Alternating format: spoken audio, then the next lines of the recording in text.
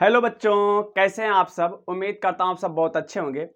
Avian coaching centre के आपके अपने इस यूट्यूब चैनल पर एक बार पुनः स्वागत है।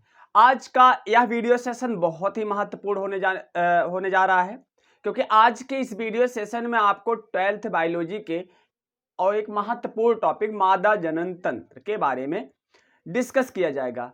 यह मादा जनन तंत्र जो है टॉपिक से 10th में भी आपको मिलेगा, तो वीडियो को स्किप बिल्कुल मत करिएगा, वीडियो में अंत तक बने रहिएगा, क्योंकि ये पूरा कॉन्सेप्ट मैं समझाऊंगा। मादा जनन तंत्र क्या है, इसकी संरचना कैसे है और पूरा प्रोसेस समझाया जाएगा, तो वीडियो में अंत तक बने रहिएगा। चलिए देखते हैं, पहले डायग्राम देखते हैं। ये मादा जनन तंत्र का स्ट्रक्चर है। देखिए, मादा जनन तंत्र में जो होता है जो लैंगिक जनन होता है, दो होते हैं। एक प्राथमिक जनन अंग होता है और एक क्या होता है, द्वितीयक के सहायक जनन अंग। प्राथमिक जनन अंग में आता है अंडाशय। देखिए, ये अंडाशय है। और द्वितीयक जनन अंग में आता है फैलोपियन नलिका आता है, गर्भाशय आता है, गर्भाशय ग्रीवा आता है, योनि आता है, स्तन ग्रंथियां आती हैं। तो इतनी बातें समझ में आई। देखिए, अब अगर हम बात करें, जो मुख्य होता है वो अंडाशय होता है, क्योंकि प्राथमिक जनन अंग है फीमेल का, तो फीमेल का प्राथमिक जनन अंग है, तो ये मुख्य कौन होता है, अंडाशय होता है। अंडाशय क्या होता है, पहले इसको एक एक करके सब कुछ समझते हैं। देखिए, ये पूरा मादा जनन तंत्र का स्ट्रक्चर है। ये अंडाशय है, ये फैलोपियन नलिका है। क्या है, देखो, अंडाशय जो होता है मादा में जोड़ों में पाया जाता है, अर्थात उदर के नीचे जो होता है दोनों तरफ जोड़ों में पाया जाता है। कौन, अंडाशय। और अंडाशय के साथ एक उंगली के समान प्रवर्ध लगे होते हैं, जिसको हम फिम्बरी बोलते हैं। इसको क्या बोलते हैं, फिम्बरी बोलते हैं। फिर इसके और आगे भाग जाते हैं, जहां चौड़ा सा भाग होता है, कीप के समान होता है, इसको हम कीपक बोलते हैं। कीपक। कीपक के और आगे थोड़ा जाते हैं, एम्पुला आता है, और एम्पुला का आगे आता है इस्थमस। और एम्पुला और इस्थमस के बीच के स्थान में ही अंडवाहिनी में जो होता है, यही है फैलोपियन नलिका, इधर भी फैलोपियन नलिका है। तो एम्पुला और इस्थमस जो होता है उसके बीच के स्थान में ही क्या होता है, नर का शुक्राणु और मादा का अंडाणु आपस में क्या होते हैं, निषेचित होते हैं। कहने का मतलब, जब संभोग की प्रक्रिया होती है, कोई दंपत्ति संभोग की प्रक्रिया करता है, तो उस कंडीशन में जो शुक्राणु होते हैं वो क्या करते हैं, यौन के रास्ते से इस स्थान पर पहुंचते हैं। क्योंकि जो अंडवाहिनी होता है, अंडवाहिनी क्या करता है, अंडाशय में जो होता है अंडाणु का निर्माण होता है। अंडाशय में अंडाणु का निर्माण होता है, इसको फिम्बरी पकड़कर अंडवाहिनी में लेकर आती है और पहुंचाती है कहां, एम्पुला इस्थमस जंक्शन पर। जब एम्पुला इस्थमस जंक्शन पर पहुंचाती है, तो यहां पर ये रहता है और किसका इंतजार करता रहता है, शुक्राणुओं का। अगर संभोग की क्रिया हुई, अगर शुक्राणु यहां पर पहुंचे, तो शुक्राणु क्या हो जाते हैं, यहां अंडाणु से मिलकर के क्या हो जाते हैं, फर्टिलाइज हो जाते हैं, निषेचित हो जाते हैं। तो यही प्रक्रिया कहलाता है निषेचन।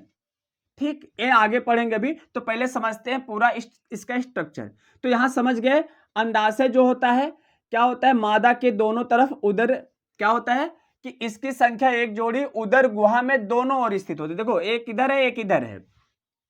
इसमें अंडाणु का क्या होता है, निर्माण होता है। जो अंडाणु बनते हैं मादा में, किसमें निर्माण होता है, अंडाशय में होता है। और अंडाशय का काम क्या है, अंडाशय में 3 हार्मोन स्रावित होते हैं। कौन कौन, एस्ट्रोजन, प्रोजेस्टेरॉन, ऑक्सीटोसिन। ठीक है, एस्ट्रोजन क्या करता है, एस्ट्रोजन जो है द्वितीयक गौड़ लैंगिक लक्षण है। जैसे प्राथमिक लक्षण कौन है, अंडाणु का निर्माण होना, ये द्वितीयक लक्षण है। प्रोजेस्टेरॉन क्या करता है, भ्रूण को गर्भाशय से जोड़ता है। ठीक, ऑक्सीटोसिन क्या करता है, माहवारी प्रक्रिया को क्या करता है, नष्ट करता है। रिलैक्सिन क्या करता है, प्रसव पीड़ा को क्या करता है, कम करता है। माहवारी जानते ही हो, मासिक धर्म होता है, और जब प्रसव में दर्द होता है, बहुत पीड़ा होती है, जब संतान उत्पन्न होता है, उस प्रक्रिया को, संतान उत्पन्न होने की प्रक्रिया को, कहने का मतलब जब संतान उत्पन्न होने की प्रक्रिया शुरू होती है, उसको बोलते हैं प्रसव। तो प्रसव पीड़ा को कम करता है कौन, रिलैक्सिन। ठीक, इतनी बातें समझ में आई अंडाशय के बारे में। अंडाशय क्या होता है? मादा में उदर के दोनों तरफ जो होता है स्थित होता है, एक जोड़ी होता है, दोनों तरफ स्थित होता है।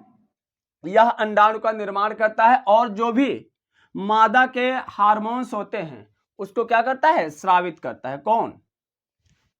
अंडाशय। ठीक, फिर अंडाशय के आगे वाला भाग जाते हैं, अंगुली के समान आपको प्रवर्ध दिखाई पड़ते हैं, इसको जो अंडाशय से जुड़ा होता है इसको हम फिम्बरी बोलते हैं। अब फिम्बरी क्या करता है? क्योंकि अंडाशय में जो अंडाणु होते हैं ये अचल होते हैं, अर्थात इसमें फ्लैजिला नहीं पाई जाती है, तो इसको पकड़कर अंडवाहिनी में लेकर आता है, अर्थात फैलोपियन नलिका में लेकर आता है। फिर इसके आगे का भाग जो होता है कीप के समान चौड़ा सा भाग होता है जिसको हम कीपक बोलते हैं।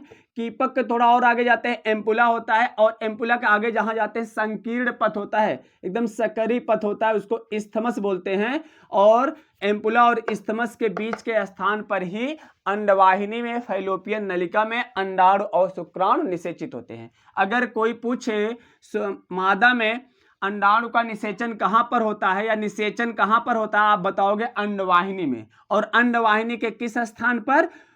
एम्पुला इस्थमस जंक्शन के स्थान पर। तो अंडवाहिनी में ही क्या होता है? निषेचन होता है। फिर इसके और आगे भाग आते हैं, इसके आगे का भाग में क्या होता है? इधर जो होता है गर्भाशय होता है। गर्भाशय जो होता है इसको इंग्लिश में यूट्रस बोलते हैं। ठीक, यह क्या होता है? उल्टी रखी नाशपाती के आकार का होता है। इसी में गर्भाशय में ही भ्रूण का निर्माण होता है, भ्रूण का पालन पोषण होता है, और 9 महीने तक भ्रूण इसी गर्भाशय में जुड़ा होता है, इसकी अंतःपरत से क्या होता है? जुड़ा होता है। गर्भाशय की जो होती है 3 परत होती है। वाह्य परत को बोलते हैं पेरिमेट्रियम, एक गर्भाशय की इसके वाह्य परत को पेरिमेट्रियम बोलेंगे, मध्य परत को क्या बोलेंगे? मायोमेट्रियम, और अंतः परत को क्या बोलेंगे? एंडोमेट्रियम बोलेंगे। ठीक, और फैलोपियन नलिका जान ही रहे हो, फैलोपियन नलिका क्या करता है? अंडाणु को पकड़कर लेकर आता है यहां पर निषेचन के स्थान पर। ठीक है, और इसी में अंडाणु क्या होते हैं? निषेचित होते हैं फैलोपियन नलिका में। उसके बाद आगे है ग्रीवा। ग्रीवा जो होती है गर्भाशय और यौन को जोड़े रखती है। यौन वैजान्य जान ही रहे हो, वैजान्य में क्या होता है? यहीं से शुक्राणु प्रवेश करता है, कहां पर? मादा के अंडवाहिनी में जाता है। जब संभोग की प्रक्रिया होती है तो यौन के रास्ते से, जैसे पुरुष में शिश्न होता है, जो प्रक्रिया उसकी होती है मेन वो होता है, उसी प्रकार से मादा में क्या होता है? यौन होता है। तो यौन के रास्ते से ही क्या होता है? यहां पर अंडवाहिनी के एम्पुला इस्थमस जंक्शन पर जाता है, जहां पर शुक्राणु और अंडाणु क्या होते हैं? निषेचित होते हैं। याद रखना, एक बार में अगर जैसे मान लीजिए बहुत सारे असंख्य, बहुत संख्या में क्या रहते हैं? शुक्राणु होते हैं और अंडाणु होते हैं, लेकिन अगर कोई एक अंडाणु अगर निषेचित हो गया सबसे पहले, जैसे क्या होता है भागम भाग होती नहीं है कि कौन पहले पहुंचा, तो अगर कोई एक पहुंच करके अंडाणु, कोई एक शुक्राणु पहुंच करके अंडाणु को निषेचित कर दिया, मान लो ए अंडाणु है, अब यहां पर कोई शुक्राणु आया, तो शुक्राणु आने के बाद यहां पर देखिए शुक्राणु आया, शुक्राणु के जो टोपी नुमा संरचना होती है इसको बोलते हैं एक्रोसोम। एक्रोसोम जब यहां से जुड़ जाएगा तो निषेचन हो जाता है, फर्टिलाइज हो जाएगा। ठीक है, यहां से अंडाणु मुक्त हो जाएंगे तो फर्टिलाइज हो जाएगा। अगर एक फर्टिलाइज हुआ तो बाकी सभी फ्यूज हो जाते हैं, बाकी सभी क्या हो जाते हैं? निष्क्रिय हो जाते हैं। इसी प्रकार एक बार में एक ही संतान उत्पन्न होता है, या कभी कभी देखते हो 2 संतान उत्पन्न होता है, और दोनों संतान 2 प्रकार से होते हैं। एक बोल सकते हो समजात, जब जुड़वा संतान होते हैं तो जुड़वा संतान 2 टाइप्स के होते हैं। जुड़वा संतान जो होते हैं 2 प्रकार के होते हैं, एक समजात होता है और एक होता है विषमजात। एक क्यों होता है, कैसे जुड़वा कैसे होते हैं, इसको हम प्रोसेस समझते हैं थोड़ा। तो इसमें देखिए, जैसे मान लो 2 अंडाणु एकदम पास पास हैं, समजात का मतलब एक ही समान, उनका चेहरा सब कुछ एक ही समान होता है। अगर 2 जुड़वा संतान हुए, दोनों का चेहरा एक ही समान है, उसको समजात जुड़वा बोलेंगे। अगर दोनों का चेहरा अलग अलग है, माने दोनों का चेहरा क्या है? मिलता जुलता नहीं है, तो उसको क्या बोलेंगे? विषमजात। देखो समजात में क्या होगा, जैसे समझिए यहां पर तो 2 अंडाणु हैं एकदम पास पास सटे हुए हैं। अगर कोई शुक्राणु आया, मान लीजिए एक कोई शुक्राणु आया यहां पर, और दोनों शुक्राणु आधा इसको आधा इससे टच किया, तो एक ही समय अगर पहले एक ही साथ आया, माने एक शुक्राणु आया और दोनों अंडाणु एकदम पास पास सटे हुए हैं, तो थोड़ा सा भाग एक्रोसोम का थोड़ा सा भाग इस अंडाणु को टच किया और थोड़ा सा भाग इस अंडाणु को टच किया, क्योंकि एक बार जब क्या हो जाएगा, संलयन हो जाएगा अंडाणु और शुक्राणु का, तो ठीक है, बाकी सभी क्या हो जाते हैं, फ्यूज, क्योंकि एक ही समय दोनों अंडाणु को टच किया, इसलिए ये जो जुड़वा संतान होगी समजात होगी, क्योंकि अंडाणु 2 हैं, शुक्राणु क्या है, 1 है, और दोनों आपस में जुड़े हुए हैं ऐसे, ठीक, तो क्या हो जाएगा, समजात। अब देखिए विषमजात क्या होगा, मान लो 2 अंडाणु ऐसे दूर दूर थोड़े हैं और 2 शुक्राणु आया, कई शुक्राणु आया, 2 शुक्राणु आया और दोनों एक ही साथ, मतलब जैसे भागम भाग में क्या होता है, कभी कभी क्या होता है 2 लोग एक साथ पहुंच जाते हैं, तो दोनों शुक्राणु एक ही साथ, माने जैसे जब इसको ए टच किया और उसी समय इसको ए टच किया, तो उस कंडीशन में भी 2 संतान होगी, उसको क्या बोलेंगे, विषमजात, और दोनों का जो चेहरा होगा अलग अलग होगा। इतनी बातें समझ में आई। चलिए, तो आप समझ गए अंडाशय का क्या काम है, फैलोपियन नलिका का क्या काम है, गर्भाशय का क्या काम है। गर्भाशय में कितनी परत होती है, याद रखना 3 परत होती है। गर्भाशय की 3 परत कौन कौन होती है, बाह्य परत पेरिमेट्रियम, मध्य परत मायोमेट्रियम, अंतः परत एंडोमेट्रियम होता है। अंडाशय में किसका निर्माण होता है, अंडाणु का निर्माण होता है। अंडाशय में जो भी मादा हार्मोन्स होते हैं वो अंडाशय में ही स्रावित होते हैं। फैलोपियन नलिका का काम क्या होता है, फैलोपियन नलिका में ही निषेचन होता है। अगर कोई पूछे मादा में निषेचन कहाँ होता है, तो फैलोपियन नलिका में होता है।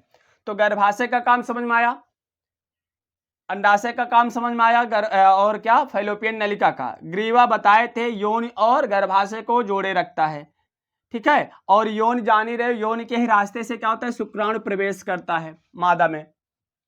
तो जुड़वा संतान किस प्रकार से होते हैं, समजात जुड़वा क्या होता है, विषमजात जुड़वा क्या होता है, इसको समझ गए।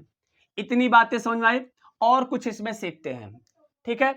तो चलिए, अगर मान लो फर्टिलाइज नहीं हुआ, मान लो जैसे क्या होता है कि जब जो लड़की होती है जब 13 साल की हो जाती है, 13 से लगभग जो बोला जाता है 13 साल की उम्र में लड़की में क्या होता है, बहुत सारे परिवर्तन होते हैं, जिसको क्या बोलते हैं कि कहने का मतलब लड़की में जो परिवर्तन हो रहा है, लैंगिक लक्षण उत्पन्न हो रहे हैं, हार्मोन से रिलीज हो रहे हैं, तो उस कंडीशन में क्या होता है कि लड़की में मासिक धर्म आना प्रारंभ हो जाता है।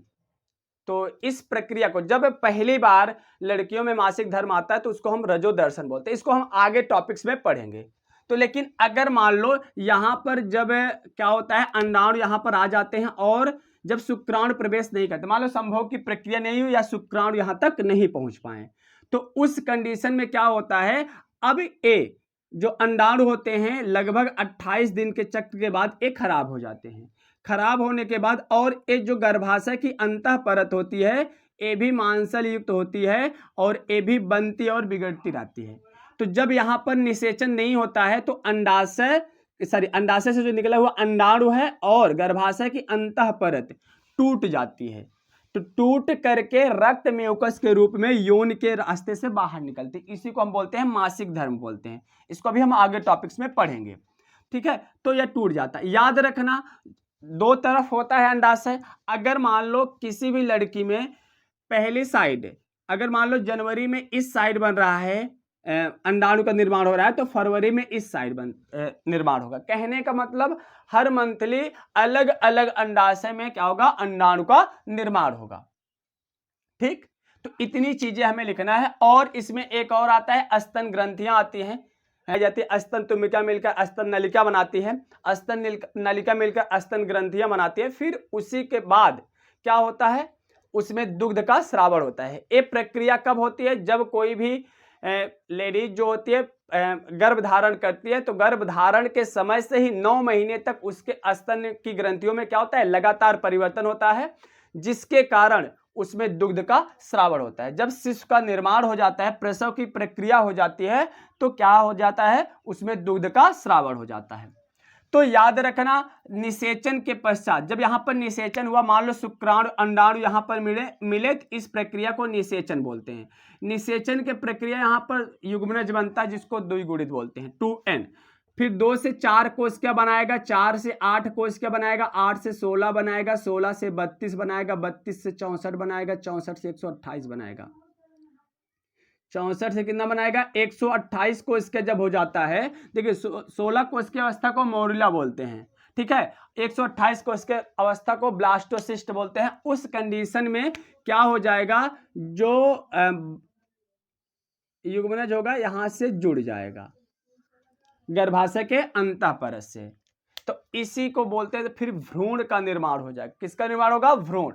फिर ये रक्त जो है, जो द्रव होता है गर्भाशय में, उसमें 4 से 7 दिन डूबा रहता है, फिर धीरे धीरे इसका विकास होता रहता है और फिर धीरे धीरे अंग का निर्माण शुरू होता है और 9 महीने के बाद संतान प्रसव के लिए क्या हो जाता है? तैयार हो जाता है। तो ये पूरी प्रक्रिया है मादा जनन तंत्र की। तो बातें समझ में आई। इसमें मेन चीजें याद रखना, अंडाशय, अंडाशय जो होता है क्या होता है? इसकी संख्या 1 जोड़ी होती है, जो उदर गुहा में दोनों तरफ स्थित होता है, अर्थात दोनों तरफ, उदर गुहा के दोनों तरफ क्या स्थित होता है? अंडाशय।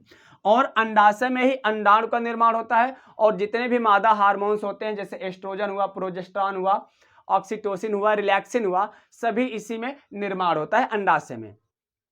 फिर गर्भाशय, गर्भाशय क्या होता है? गर्भाशय एक ही पाया जाता है और गर्भाशय में ही भ्रूण का निर्माण होता है, भ्रूण का पालन पोषण होता है। और गर्भाशय की 3 परत होती है, बाह्य परत पेरिमेट्रियम, मध्य परत मायोमेट्रियम, अंतः परत एंडोमेट्रियम कहलाता है, ठीक। फिर उसके बाद जो होता है अंडाशय के से सटा हुआ, जुड़ा हुआ जो होता है, अंगुली के समान प्रवर्ध होता है, इसको फिम्बरी बोलते हैं। यही फिम्बरी क्या करता है? अंडाणु को पकड़कर अंडवाहिनी में लेकर आता है।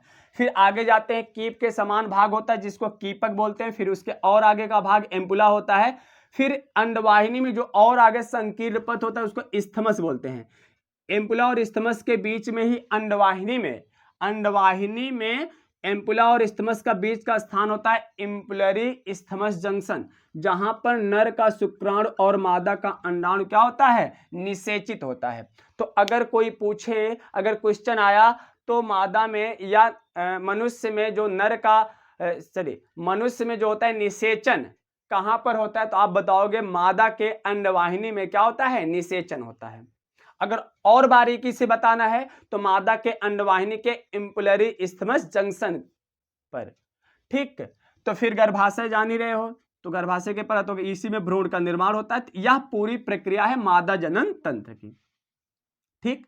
उम्मीद करता हूं आप सबको ये टॉपिक्स अच्छे से समझ में आई होगी। अगर कोई भी डाउट है तो आप कमेंट करके जरूर पूछ सकते हैं, इससे रिलेटेड जो भी डाउट होगा, और इसके आगे के टॉपिक्स को फिर लेकर हाजिर होंगे। मिलते हैं नेक्स्ट वीडियो में।